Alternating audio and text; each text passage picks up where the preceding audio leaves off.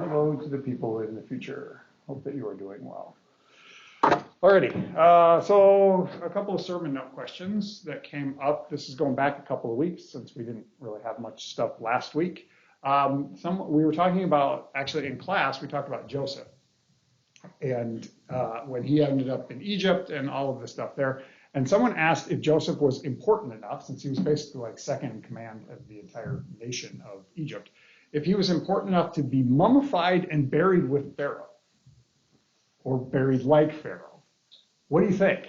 Do you think that maybe Joseph was mummified and went through that whole process like sometimes we have heard about in history? Like maybe? You think he was important enough that he could have been? Yeah. Yes. Now, do you think he actually was? No. I'm leaning you in that direction, aren't I? We don't know 100%.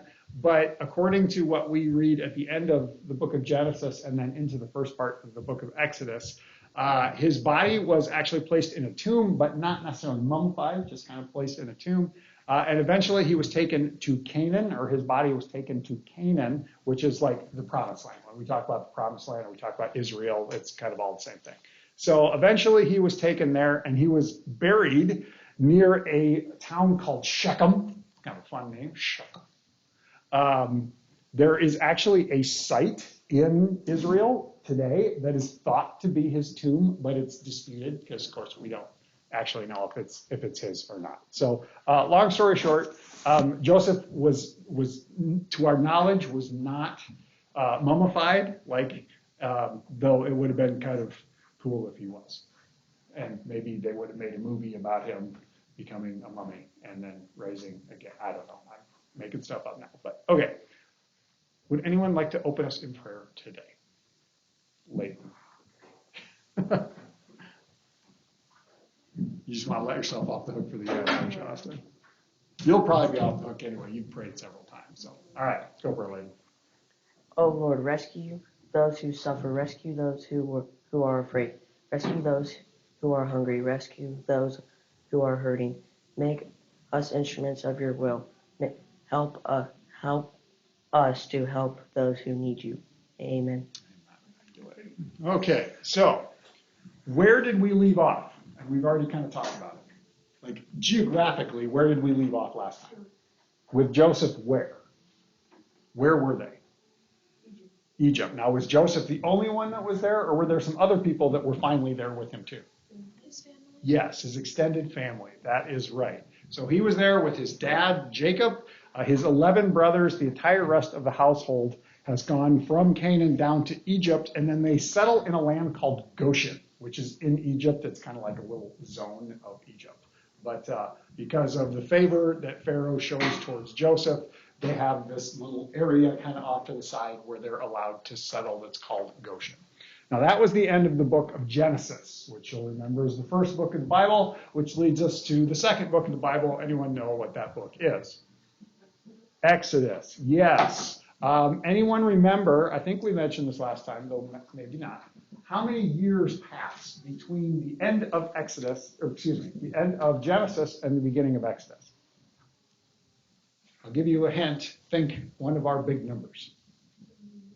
Longer than 70. 400-ish. It's actually not exactly. We kind of go through about 430 years between the end of Genesis and the moment we finally get to with Moses and Pharaoh when Moses says, "Let my people go." You guys ever seen the movie The Ten Commandments? It's a really old movie. It's really long. I remember when I was your age when it would come on TV. We would look at we had this thing called the TV Guide. You guys ever heard of the TV Guide? I mean, this is. They've heard of the TV Guide, apparently. The TV Guide was basically this thing that told you what was going to be on the various channels. It's like the guide that you flip to now on your remote. We had to look it up in a book. It was because I'm old and decrepit, kind of like I'm a mummy, right? No, I don't know. We're getting off track. But so if you have seen the Ten Commandments or even a portion of it, you remember when Moses, played by the late Charlton Heston, with his big staff and his gigantic, huge beard, was like, let my people go. And he talked like this the entire time. He didn't actually talk like that. I don't know why I'm making that up. But anyway, he goes to Pharaoh and he says, let my people go. And from the end of Genesis to that moment is about 430 years. So quite a few generations. Now, he says, let my people go. But side note, whose people are they, actually? They're God's people. So do you think, is Moses taking credit for something there? Say, let my people go. They're mine.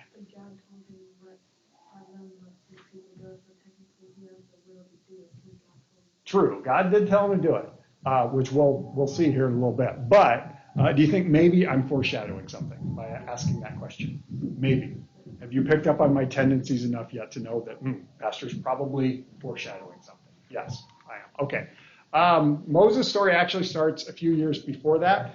He's born about 350 years after the end of Genesis. So 350 years to 430 years, that's a pretty big gap, right?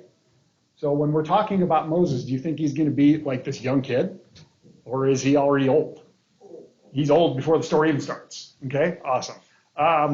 So between the end of Genesis and Exodus through this 3 or 4 odd centuries, the Israelites have grown in numbers, and over time, the Egyptians actually made them into slaves. Now, initially, they're like, we really like your family. You guys are really cool. Mainly because we remember Joseph, and Joseph was really cool, so we think you guys are really cool. And then as numbers got bigger, they kind of stopped thinking they're so cool, and they're kind of like, there's a lot of them, they might kill us. Right? I'm not making it up, though. This happens. So they're like, well, let's make them slaves. That seems like a good idea. Because what better way to keep them happy, and so they'll look favorable on us? Let's make them into slave labor. We're smart. Yeah. Okay. Anybody remember how many sons Jacob had? Jacob was Joseph's dad. You guys remember? 12. There were 12 of them. As the Israelites multiply over the course of these centuries, they tend to identify themselves based on whichever one of those sons was like their ancestor. And so they kind of become different tribes. Later on, we'll hear them refer to themselves as tribes based on the individual.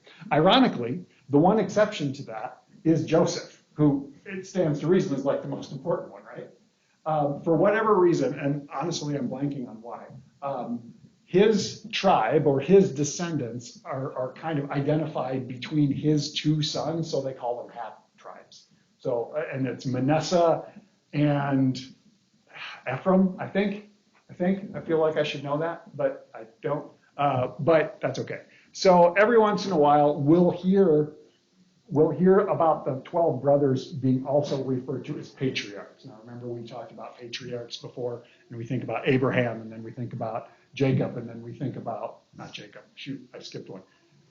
Abraham, Isaac, Jacob being the patriarchs, maybe Joseph, but then every once in a while we'll hear about the other ones too. So that's a little bit of background about what's going on.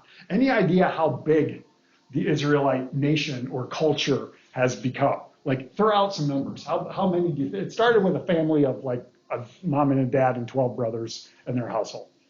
How big do you think they might be after 400 years? Take a guess. Like a million? Close. Double that. Yeah, like 2 million. Good job. Yeah, like 2 million of them. So there's a lot of them. And the land of Goshen is overflowing, apparently. There are so many of them. And the Egyptians begin to realize that they have not treated them favorably like they initially did. Remember what I said? The Egyptians had this bright idea. What did they do? So they make him into, like, is that not the biggest facepalm in the world? Like, what are you thinking? But they start worrying that the Israelites are going to get tired of it, and there's so many of them, like 2 million people. That's a lot of people, right?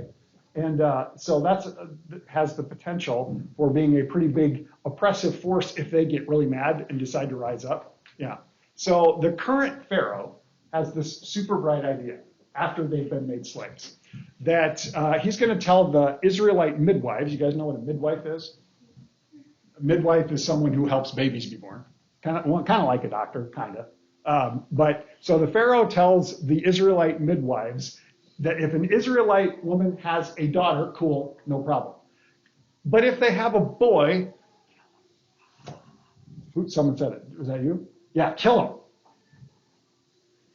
I'm starting to think these Egyptians have some issues. Yeah? Seems that way? I think so. Okay. It's all death with them, everything. Everything is death. Yeah. Yeah, yeah. And they do it like, don't they like, they just do it like so weird. They do like, still with like the knives in the stomach or something. I don't even know. They just like, we learned about it last year, but they like. Just kill everything. Yeah. That's pretty much it. They do it in like the most excruciating pain as possible. Ugh, yeah. Well, that could be. That very well could be. So, so the logic behind Pharaoh's thinking is that if there are no boys, baby boys, they can't grow up to become fighting men, and if there are no fighting men, then they can't rebel against us. So, does that logic make sense, even if it's stupid? No. I mean, do you understand? I don't understand why they did it, but like if they're going to, I guess I can sort of track the logic. It seemed like a good idea to them. So now, the midwives. Do you think the midwives listen? No, they don't, because they themselves are also Israelites. So they're like, we're not going to do this, and they kind of come up with a story that like, well, they're just really fast at having babies, so by the time we get there, the babies are already born, so I guess we can't kill the boys. Shucks, right? It seems to work, but when that doesn't work, or when that doesn't seem to take for Pharaoh, then he gets a little bit more extreme. So he sends the army around, and what do you think the army is probably tasked with doing? Killing all the boys, the Israelite boys. This is not starting off pleasant, is it? No, not so much. All right. In the midst of all this, Moses is born. You've heard of this Moses guy. Now, since he's apparently the hero of our story, and he's a he, did he get killed? No. Anybody remember what happened?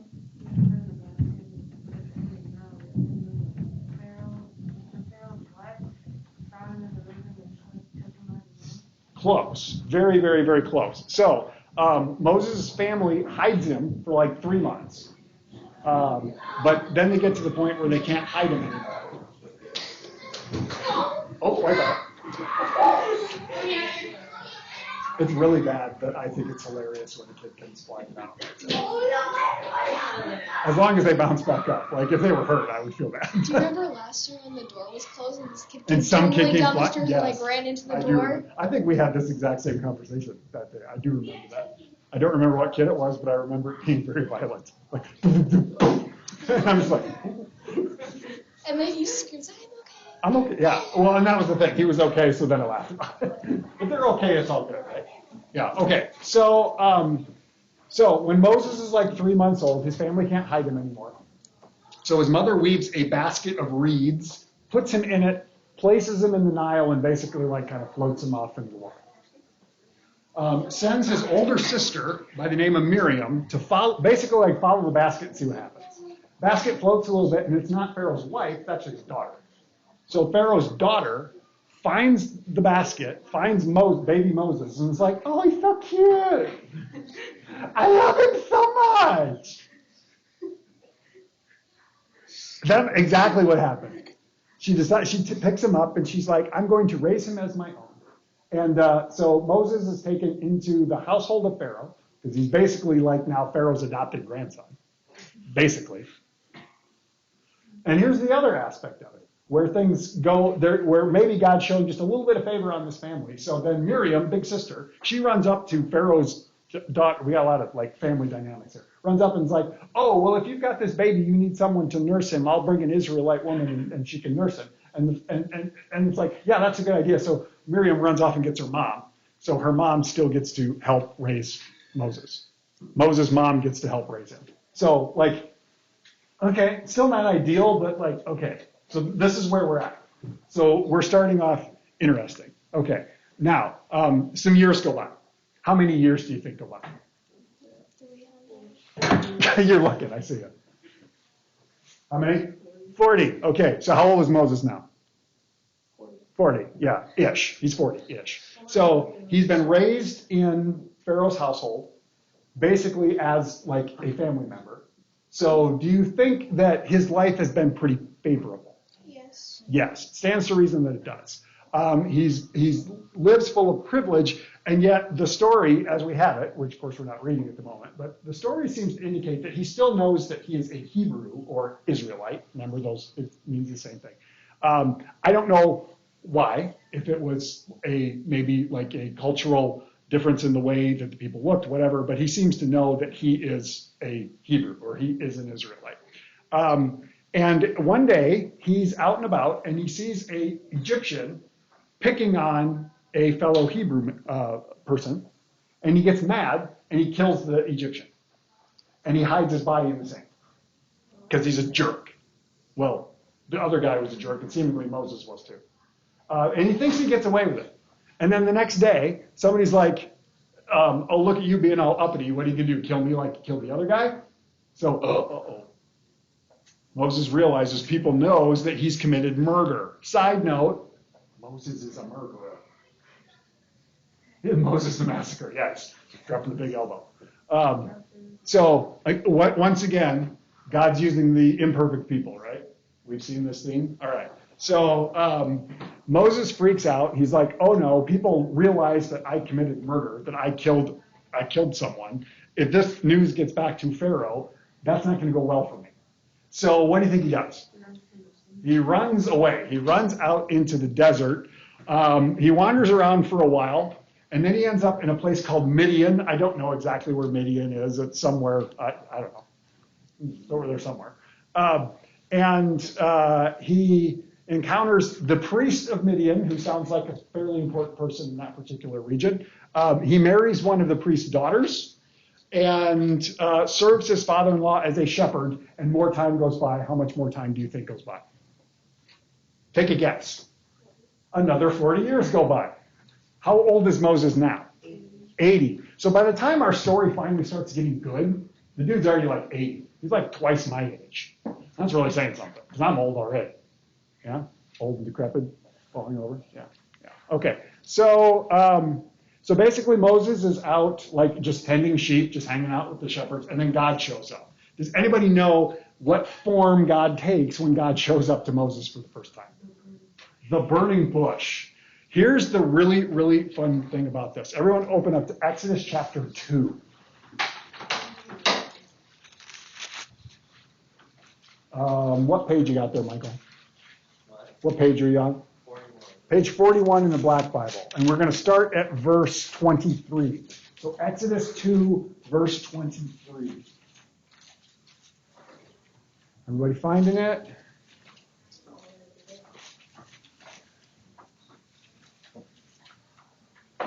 Everybody getting it?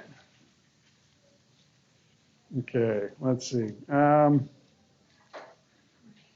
Wait, is that what I want?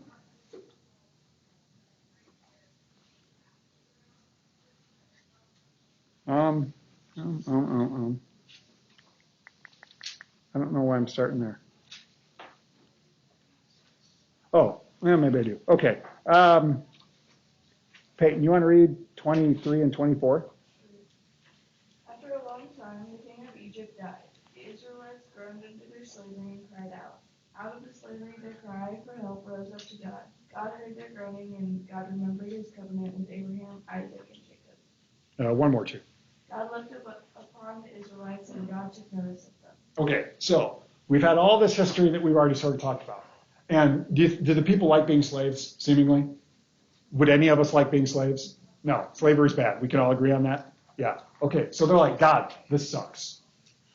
Do something for 400 years. And does it seem like God notices?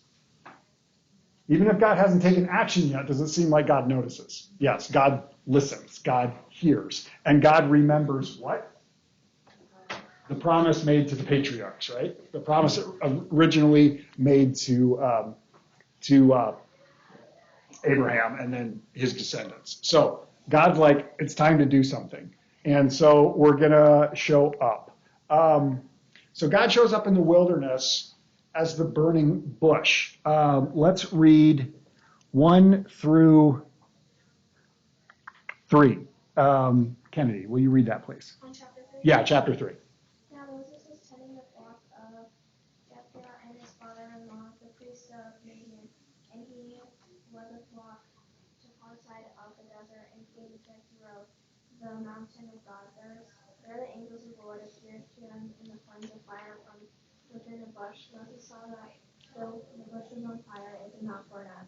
So Moses thought, I will go over and see this man's sight, why the bush does not burn up. Okay, that's good. That's good. All right. So Moses is just not doing his Moses thing. And all of a sudden he looks up in the mountain and here's this bush that's on fire, which is weird, right? Like if you saw a burning bush or a bush, you'd be like, I wonder why that bush is on fire. But the bush is not consumed. So it's like it's burning, but like it just keeps burning. Like it doesn't burn out for whatever reason. And so your translation was ever so slightly different. Mine reads, Moses says, I must turn aside and look at this great sight. There's a little joke in the original language here. In the Hebrew understanding, to turn aside is like making a pit stop when you are on a road trip. Are you picking up what I'm putting down? Like he's peeing. I must turn aside. I don't know why I think that's hilarious, but I do. So basically Moses is like, there's a bush on fire while he's at the rest stop. You following me? Yeah. Okay. I don't know. That's weird. I think it's funny. You guys know that I think weird stuff is funny. So God shows up when Moses is going to the bathroom. I don't know why, but okay. So God talks to Moses for a while. This actually is a really long story. We're not going to read the whole thing. But God tells Moses to go to Pharaoh and say, let my people go. Moses freaks out and he's like, who am I that you would send me? Like, I'm not qualified for this. Why would you send me? I'm a simple shepherd who's been living for 40 years out here in the wilderness and I'm old. Like, why would you send me?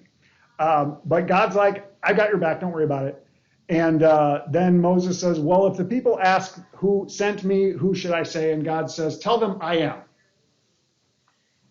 So that's God's name, apparently. Like God's name is I am. Weird. Kind of like a state of being, right? Like God exists. I am. Haha. Cool. And Moses is like, all right. They go back and forth for a while. They're like, for like 2.5 chapters. Moses and God are just bickering. It's kind of funny. But they're talking about a lot of stuff. And so if Moses is fighting against God, does it seem like he's interested in this assignment? Or does it seem like he's like, I just want to hang out here with my sheep. I don't want to like go back to Pharaoh who might kill me because remember he's a murderer. Yeah, he's got a good memory and maybe Pharaoh does too. Yeah, all right. So finally, this bickering reaches its peak when Moses complains that he is not a good public speaker. Zip ahead to chapter 4, verse 10.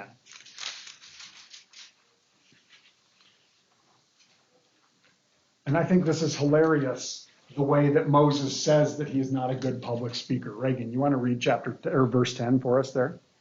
Moses said to the Lord, "O Lord, I have never been Eloquent.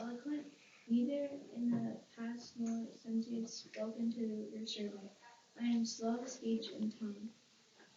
That's good. That's good right there. Isn't that kind of funny? Lord, I can't speak well. I have never been eloquent. I am slow in speech and tongue.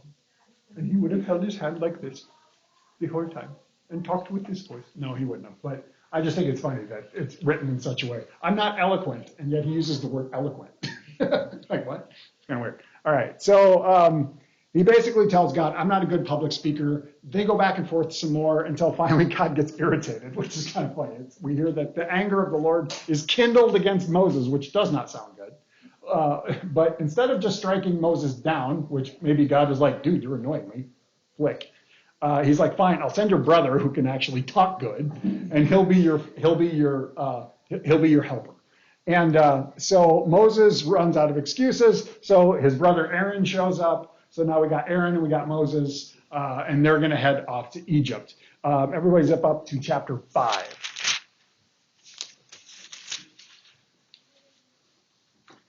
We're going to read verses 1 through 9.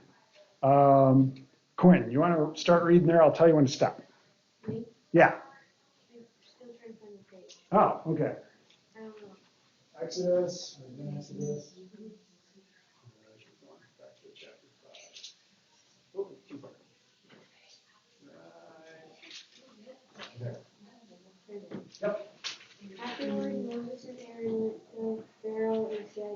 This is what the Lord, the God of Israel says.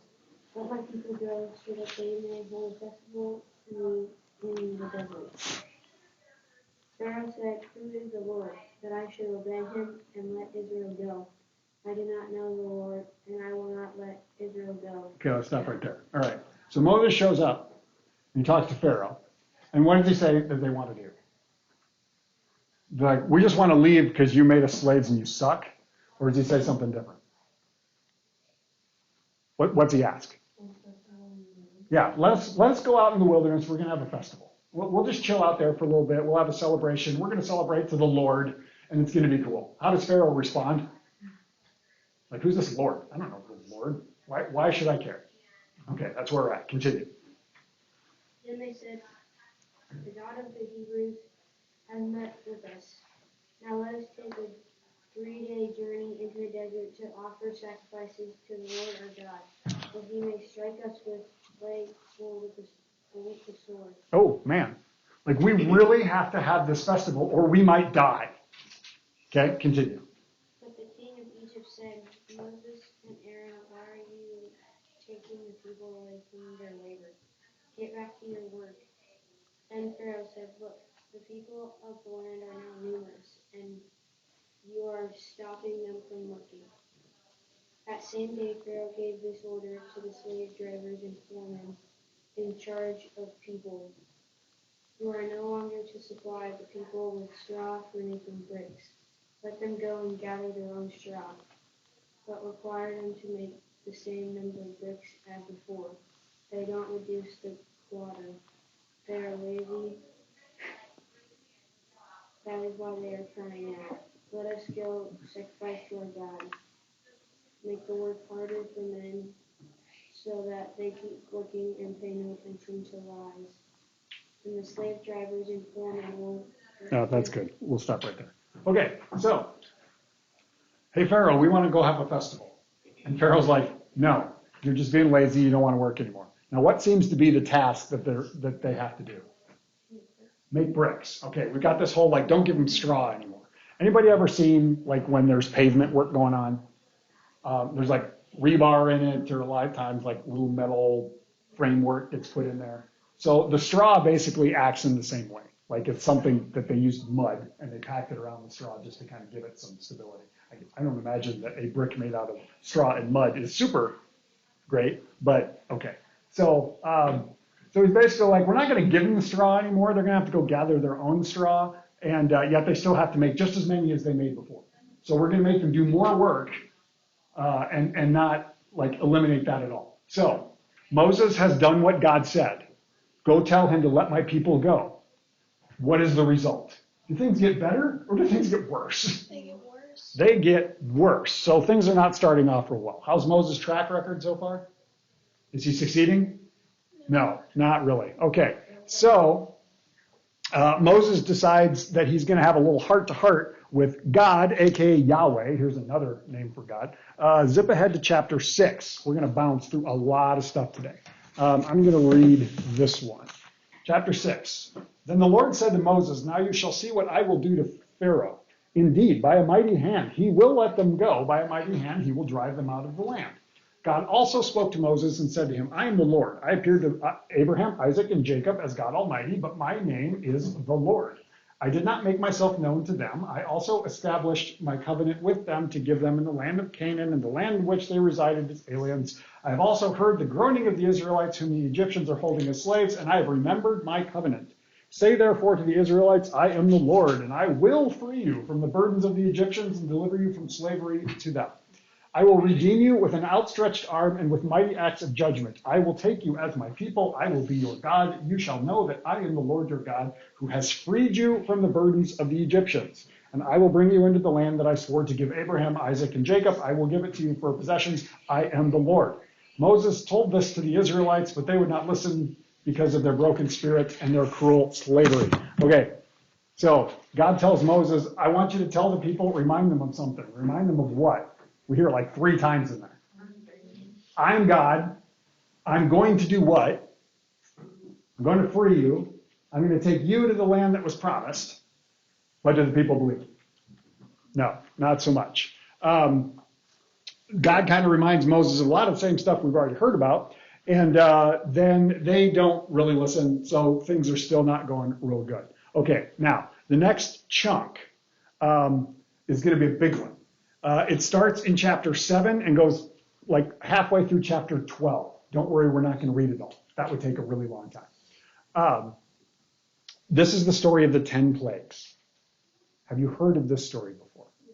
That there are 10 plagues that are visited upon the Egyptians. Do you think we can name all 10 together? Can we get anywhere close? Which ones do you remember? Do you remember any of them? I don't even know if I can name all 10 of them. Is it the Off the top of my head. bubonic? Frogs is one of them. What? Yeah.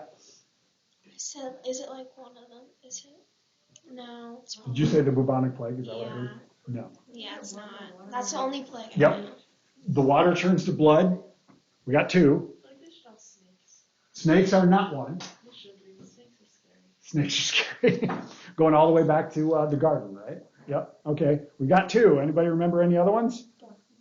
Darkness. Yep. Extreme darkness. That's 3. Remember any other ones? If you put the blood with cat, the blood with cat. We'll get there. That's connected to one of them, but that's not the plague itself. Okay. Well, we got 3. What? You're definitely not reading ahead. Okay. All right. So we're going to do this in a nutshell of what goes on. And keep in mind, every single time, every single cycle, as we cycle through the plagues, God keeps telling Moses to do all this stuff. All right? So it's this constant back and forth. God tells Moses, do something. Moses does it. And things just kind of continue to progress. All right? So first thing he does, God tells Moses, take your stick, smack the Nile. And what happens? Austin, you said this. What happens to the water? Water turns to blood. Ew, right? Gross. The fish all die because I can't imagine fish trying to swim in blood would be real effective. So everything stinks. And not only the Nile River, but also like all the pools, all the lakes, everything, all the water turns to blood. Ugh, gross. And it lasts for like a week, which is really weird. But Pharaoh says it's just a trick. And so he brings in his court magicians, and they make the problem worse. Real smooth, guys, real smooth. They can't fix it. And so it lasts for a week. Now, do you think Pharaoh's like, okay, fine, you can all leave? No. He still says no. Plague number 2, the frogs. Now we have frogs, and there are frogs everywhere. They're coming up out of the water. They're going into people's houses. They're jumping all over the place. We got Kermit the Frog going crazy. I don't know. Frogs. Lots and lots and lots of frogs. They cover everything. Pharaoh, once again, brings in the magicians and says, can you get rid of them? And they're like, no. And he says, can you make more of them? Why would he say that? Why would he, like, hey, can you guys make more? Why do you think? Like, Moses did this really weird but cool thing. So I'm going to have my magicians do the same thing to show that Moses is not that cool. I mean, that's the logic. But what has he just done? He's made more Kermit the Frogs. Do you think he's going to let the people go? No. Okay. Yes. Are you sensing a trend here? Yeah. All right. Okay. So he's starting to see the big picture, though. And he realizes, he's like, well, there's all these frogs. Moses brought the frogs, and then my dudes brought more frogs. Weird. I don't like these frogs. We want these frogs to go away. Moses, pray to your God that the frogs go away, and I'll let the people go. Moses thinks, sounds good. I have accomplished my goal. Praise. The frogs go away. Pharaoh changes his mind. Okay? We're going to see this trend. All right? Okay. So, frogs are gone. Now, plague number 3. Moses, take your stick. Smack the dust. The dust turned into gnats.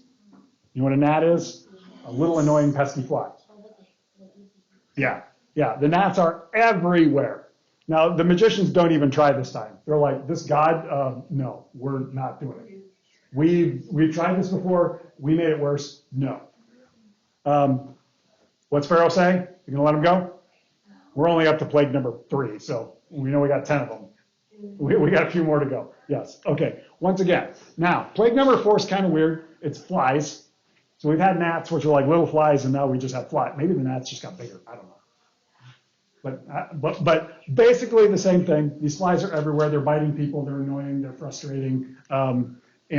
Finally, Pharaoh like relents just a little bit. And he's like, okay, you guys want to go out in the desert and make sacrifices? Fine, go ahead. No, actually, I said that wrong. Sorry, I'm getting ahead of myself. He's like, you want to make sacrifices? Fine, but do it here. Like, you can have your festival. You're just not going to go anywhere. And Moses is like, no, we have to go out into the desert. And Pharaoh's like, fine, pray that the flies go away and I'll let you go. You see where this is going? He prays, flies go away. Pharaoh changes his mind again. This dude is fickle. He's just a jerk. He is a jerk. Okay, plague number 5, the halfway point. Pestilence. Have you heard this word before? It's a big one. It basically means like sickness. Sickness strikes the livestock of the Egyptians. How do you think it goes for those livestock? They die. It does not go well. But what's weird is it's only the Egyptians' livestock. It's not the Israelites' livestock. So now Pharaoh's like, what is going on here? I don't like this. I'm really mad. Should I let them go? No. Still no. Okay, plague number 6. Moses, pick up some dust, a handful of it. Throw it in the air. Everything the dust touches, or I should say everyone, develops boils. You know what boils are? They're like nasty, horrible skin infections. Really, really, really gross. Like, think of the nastiest zit you've ever heard of and multiply it by like 1 billion. They're really bad. They're really gross. So everything and everyone, animals and people, develop these boils. Does Pharaoh relent? We're only on number 6. Do you think he lets him go? No. Okay. Now it's time to get serious. Like, God's going to ump the ante. And fiery hail. What is hail? It's ice. Ice that's on fire. I mean, this is the same God who had a bush on fire that didn't burn up. So, okay. So fiery hail. And apparently this is like really big hail. Not only is it on fire, but it's really, really big. Have you guys ever seen the damage that hail can cause? I mean, we get hailstorms here fairly regularly. So this is ginormous, nasty, big, heavy, burning hail. Anything that is not under cover gets obliterated. Livestock, people, crops, you name it. Like, some people get like beat to death by hail. So like, go inside because there's hail fire outside. Because it's made of mud and hay. So what does the hay inside the brick be burned? Maybe, I don't know. Like, does it both freeze and burn them at the same time, in addition to hitting them with so much force that it probably breaks their arm? Like, this is some bad hail. Okay. Pharaoh is now starting to get a little desperate because he's kind of like, this is not going well for me. And it's not going well for my people. So he begs Moses to pray that the hail will quit. Moses prays, the hail stops. And once again, Pharaoh changes his mind. He's just a jerk, isn't he? Okay, plague number 8, locusts. You know what locusts are? They're like bugs. Big, nasty grasshoppers. And they eat everything. Like, anything that didn't get destroyed by the hail is gone because these locusts just obliterate them. They cover the land. Every bit of plant life that was still remaining is gone. So now things are getting serious. Now Pharaoh's like, maybe I should really listen. He realizes that he has sinned against God. So, wow, we're making some progress, right? He asks Moses to pray for him specifically, not just that these plagues will stop, but like, pray for me because I have sinned against your God. Moses does.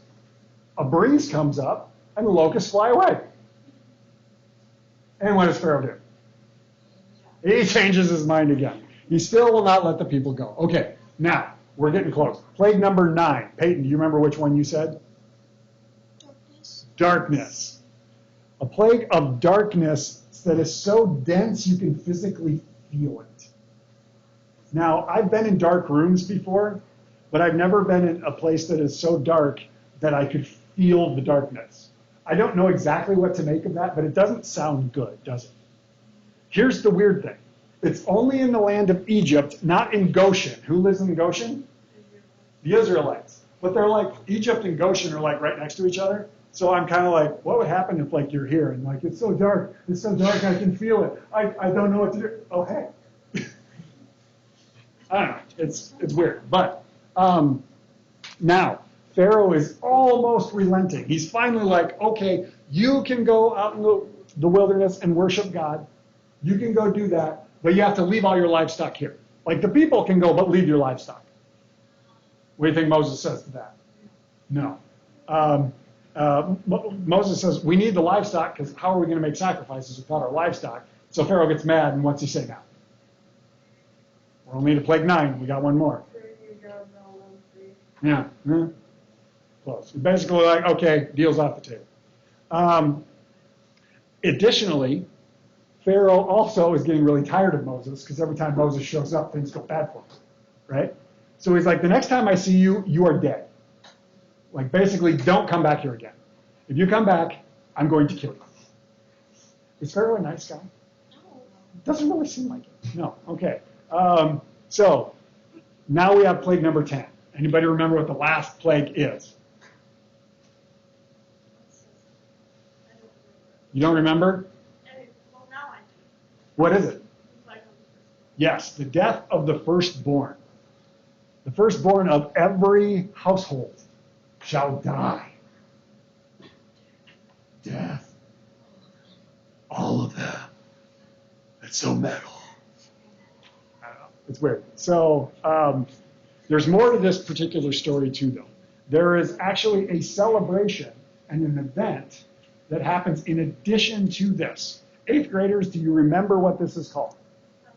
Passover. Why is it called Passover? The angel of death will pass over specific houses, right? How does the angel of death know which houses to pass over? Lamb on the spirit on the walls, like lamb on over the door and like. Mm-hmm. Yes. So Moses tells all the Israelites, go kill a lamb. Sucks for the lamb, but go kill the lamb. You're going to use the lamb's blood and paint it over your door, and then you're going to make a meal out of it, right? Remember that special meal? And we call it what? Isn't it like the Starts with a P, ends with Passover. Passover? That was unplanned. Let's just say it's Passover. Sorry. This is me getting weird. Okay, yes. So, long story short, everyone go kill a lamb, paint its blood, have a festival, or have this special meal. While the meal is going on, the angel of death is going to come through. If it sees the blood on your door, it will what? Pass. You see where the name comes from? It's going to pass over that house. What's going to happen in that house if there's no blood? Dead. Who dies? The firstborn. The firstborn dies. Okay. And this happens. So the firstborn of every household that does not have the blood, from the lowliest Egyptian all the way up to Pharaoh's firstborn, die. Okay. Yeah, we already talked about that. We covered that base. Okay, everyone find chapter 12. And we're going to go to verse 33.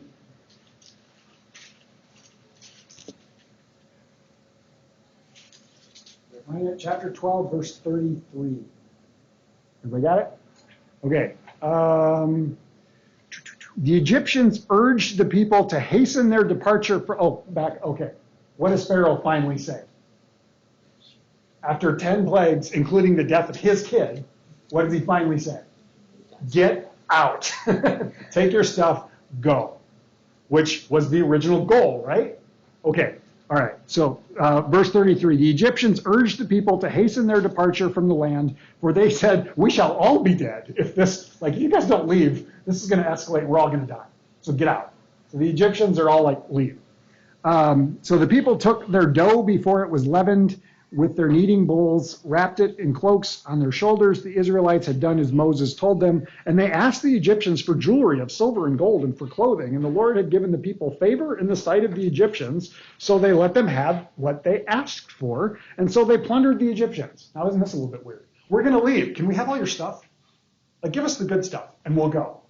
It works. Weird? Weird? Okay. Continue.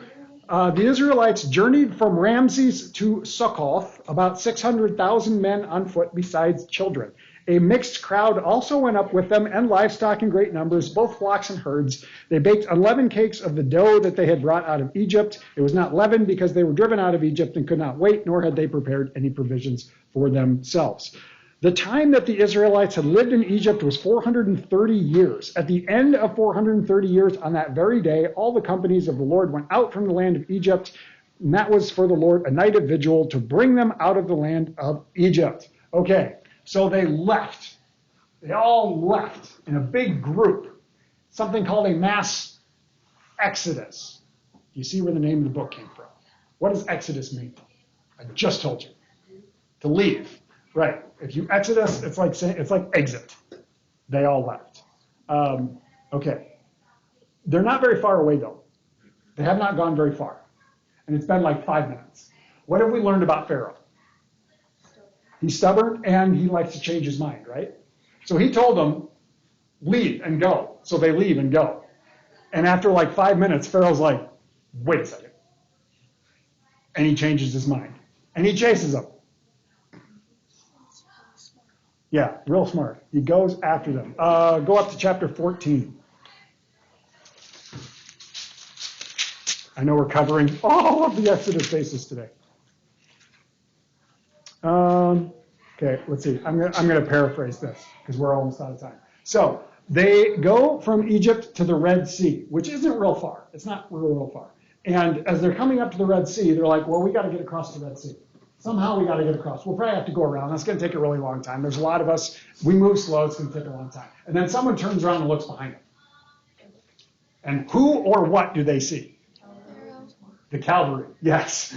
Pharaoh and all of his chariots. Now, if you are on foot, a chariot's like a tank. So if it runs over you, what's going to happen? You're going to die.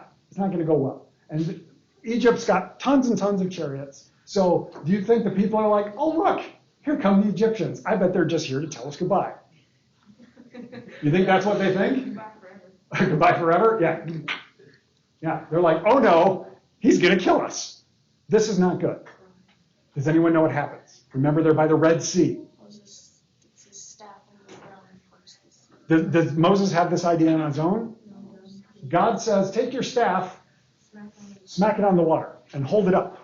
And the water goes, it splits. Somehow there's dry land. I don't know how, but there is. The Israelites are all like, this is cool. And they go running across. We got to like right up through this alley. They're going to go across on dry land. They cross the sea on dry land. God becomes a pillar of fire, which sounds a little scary, and basically like goes around behind them to block it so that Pharaoh and all the Egyptians can't chase them yet. Foreshadowing. The people get across. The pillar of fire moves. What do you think Pharaoh and all the Egyptians do? They chase them. They get out here. God tells Moses something else. What does God tell Moses? Yeah, put the stick down. If putting the stick up made the water go apart, what is putting it down probably going to do? Boom. What happens to the Egyptians, including Pharaoh? They drown. Okay, good. Yes. Do you think Moses was like Gandalf and Lord of the Rings? You shall not pass. No. Maybe Moses looked like Ian McKellen with a lot of makeup, which would be really cool. Okay, so long story short, and that was a long story today. We covered a lot of ground. God promised the people to do what? What did God, through Moses, what did God say? This is what I promise I'm going to do. I'm going to free you from slavery, and I'm going to bring you to the land that I promised your ancestors. Is it a weird story to get us there? Is it filled with a lot of happy, joyful moments? Or is it filled with a lot of pain, suffering, and death? Yes. Yes. Is it a nice story? Yes. Yes? Depends on who you talk to, right? For the Israelites, yeah, this is a great story. It's weird, but it's great. What about for the Egyptians? They all died. What about their families who were still, that didn't chase them? How do you think they felt? Like, this God is a jerk. If the Pharaoh died and the firstborn son died, did he have any more sons to rule? Yes. He probably had a whole lot of sons, actually. Many, many sons, many, many wives. Ew. But, yeah. Okay. So, we find that God takes action, and God does move the overarching story forward, but it's through violence and pain and suffering. And have we heard a story that maybe kind of sounds like this before, where there was a lot of really not cool things, but God moved the story forward? Noah's Ark, the flood. So we've heard this kind of thing before, right? What do we think of this God so far? Is God a mass murderer? That's a valid question. Like, admittedly, I think I like these stories, but I also really question, like, God, your motives are weird. Like, No wonder they were serial killers, because they ran from God. I'm going to not endorse that one. But what I will acknowledge, which we've already said, there is a whole lot of violence going on here, right? Now, what do we know about the world? Still today, is the world a nice, calm, easygoing place? Or is the world still a violent place where bad stuff happens? Yeah. So maybe things are better, but are they like, are we immune from it? No. Okay. All right. Thoughts, questions, comments, concerns, something you heard today that's like, wow. Michael. So if Moses was on one side, and like the Israelites crossed, and like Pharaoh's army came through, couldn't they like capture Moses if Moses was still on this one side? I think Moses actually went through with the people, and he didn't stay on the one side. I think it's a little ambiguous. Maybe he would. Maybe he's like, okay, I got to time this just right, and drop the stick right in front of him. I don't know exactly, but no, good question. But it seems to be that the Israelites have all crossed over, and then as the Egyptians are crossing over, stick drop, water back. 10 count, you're out. Yeah. Okay. Other questions? Other things you're like,